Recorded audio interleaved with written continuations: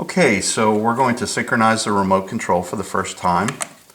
We're going to remove the center panel to access the remote receiver. I'm going to pull it out just so that you can see it.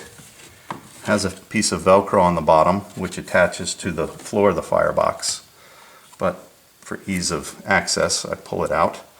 It has three positions. The off position is there, the center is the remote, and then to the right is the on.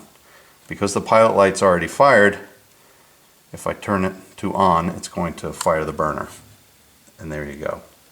For the purpose of synchronizing the remote, you take a pen, there's a button with learn written over it. You just press it, you're going to hear an audible.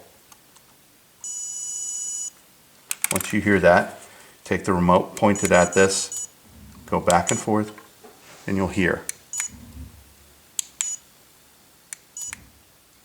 They're synchronized.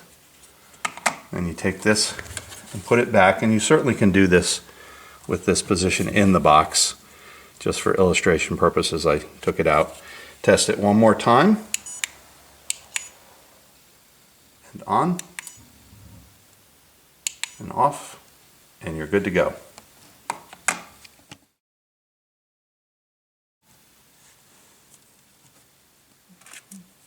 The learn button.